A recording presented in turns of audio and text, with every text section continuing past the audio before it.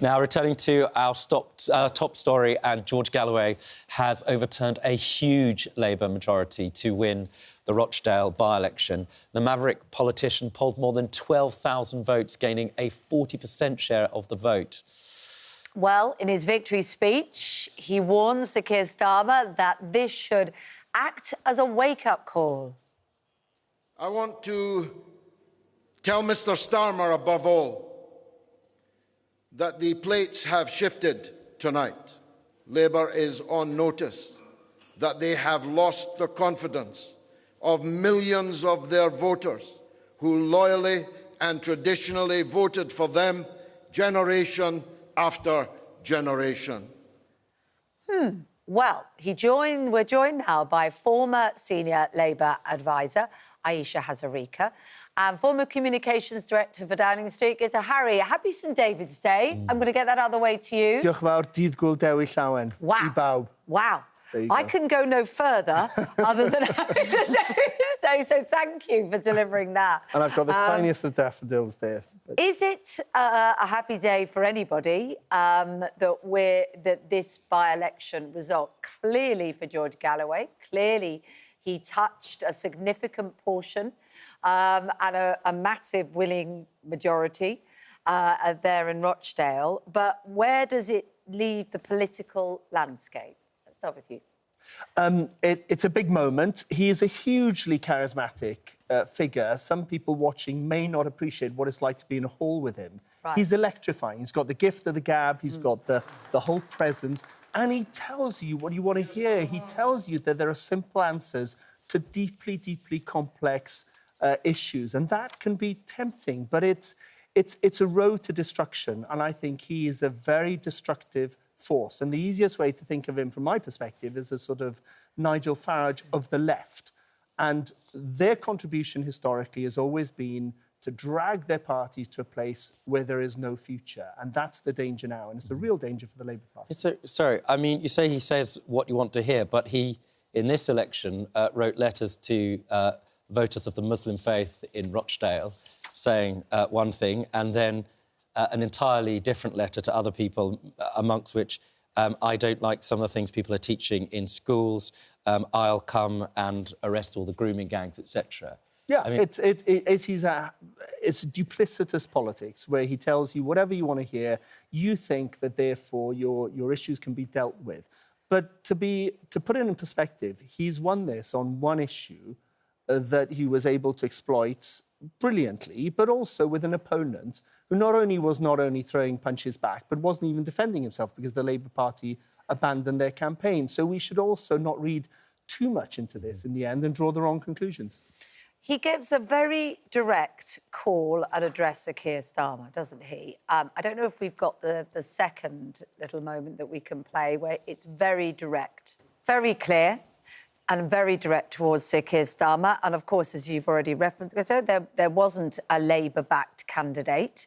Too late to withdraw the person they had initially backed because of alleged anti-Semitic comments. So if we're looking at the situation in Gaza and the sides, where does those two positions leave Sir Keir Starmer? Well, there's no way of spinning it. The Labour operation has been an absolute shambles over this. Many people felt that the selection process was too quick, that the writ was moved too quickly within, in terms of the process of having the by-election.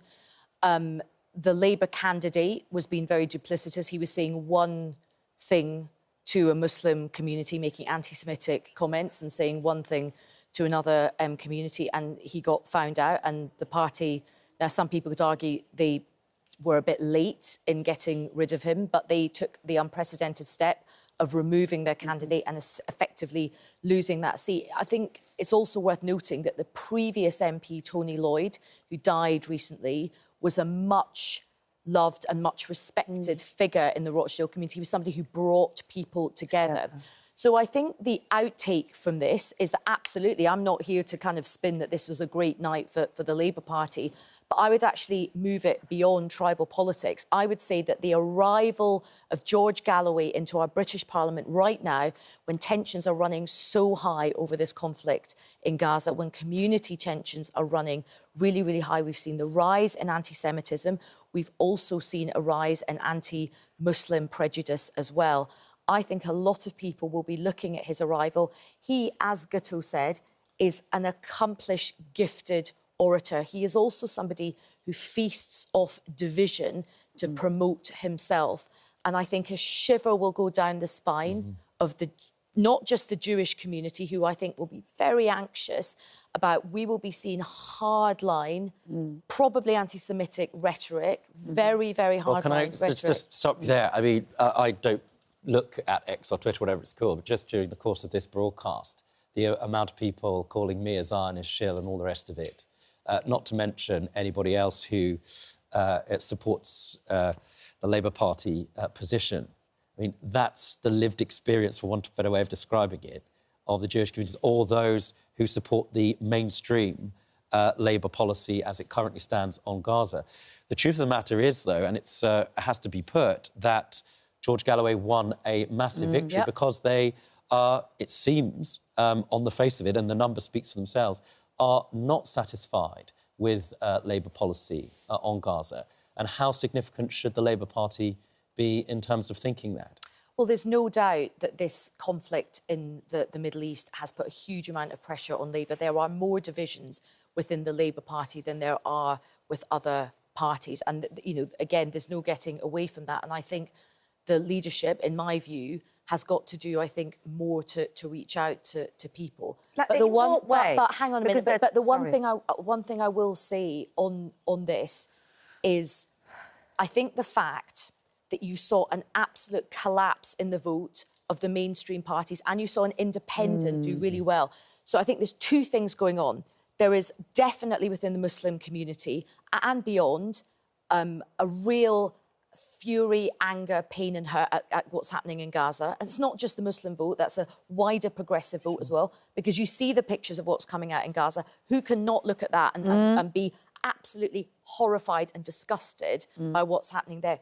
But secondly, you've also got, I think, a real signal from those voters that they don't think that mainstream politics serves them.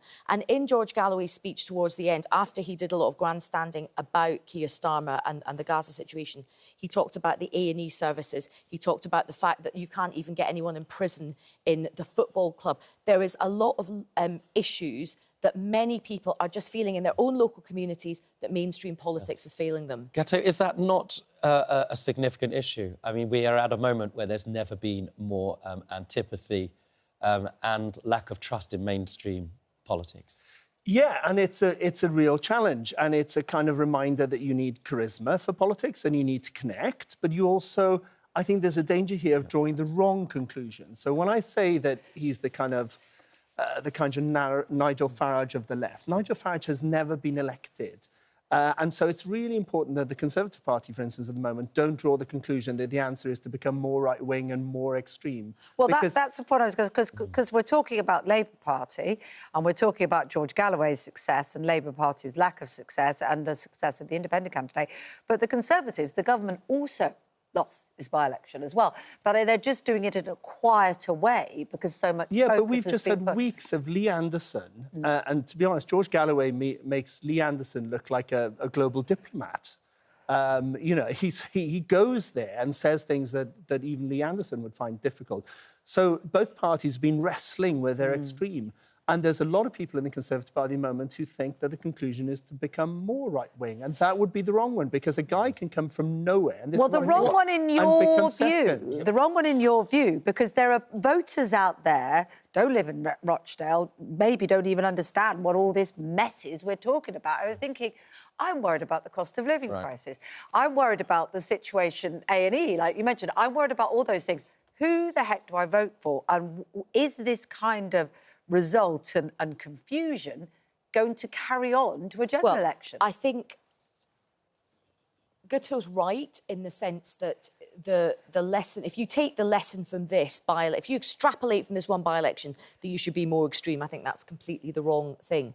But where I think the government has got to take responsibility is up and down this country right now, regardless of your ethnic background or your social status, you are looking around your communities, your towns, your city centres, and you are feeling that something is broken. You can't get to see your doctor, your kids are really struggling, they can't get on the housing ladder, you can't get to see a police officer. Yeah. So there is a narrative. No, I hear you. The question Britain. is the impact that's going to have, and those issues are going to be as part of the reason people are going to vote in the general election, as opposed to the ongoing issue in Gaza. And if we're going to look at last night, that seems like a significant question the main political parties have to ask. And also, speaking to Ellie Reeves earlier, she said this is a one-off problem for the Labour Party, pretty much. We've done our due diligence on everybody else.